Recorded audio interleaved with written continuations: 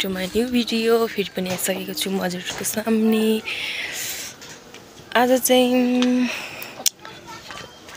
म के गर्छु र के काम गर्छु हजुरहरूले हेर्दै गर्नु होला। एउटा स्पेशल चिज देखाउँछु हजुरहरूलाई। मैले चाहिँ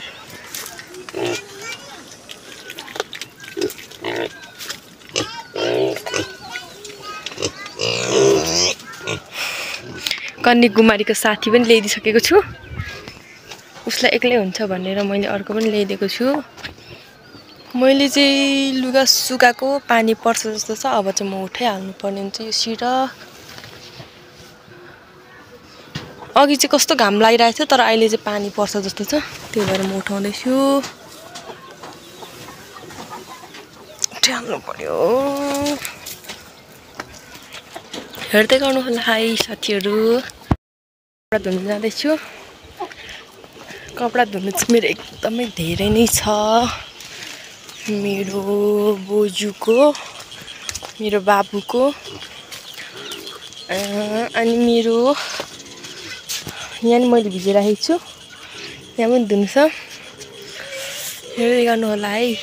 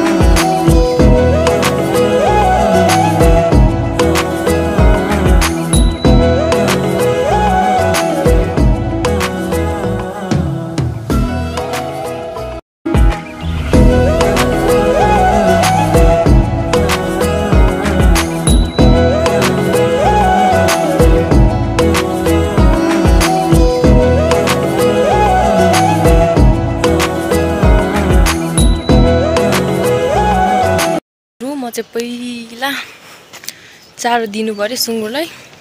मेरो सुँगुरहरू उग्रोपातै कराइसकेन्, भोकली होला। त्यसपछि म लुगा धुन्छु। यहाँ चारो दिन्छु म।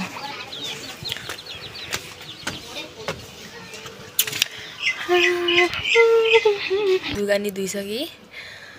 बल्ल बल्ल पानी परेर रोकेर लुगा धुनु। मैले चाहिँ लुगा नि धुइसकेको छु। अब चाहिँ घरमा के छ हेरेर खाजा बने खानुपर्ने हुन्छ। खाजा नि खाइसकेँ। अब चाहिँ आजको भ्लग चाहिँ म यति नै यही अन्त्य गर्न चाहन्छु।